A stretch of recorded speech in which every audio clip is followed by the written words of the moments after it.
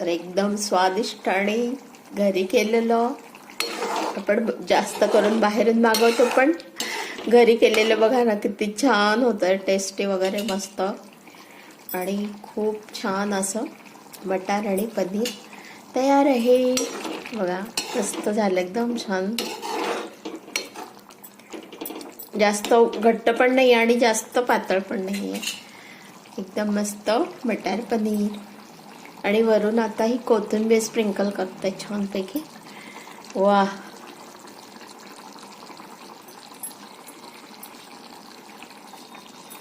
वा वा, एकदम मस्त. खूप छान वास येतोय, अतिशय छान वास येतोय.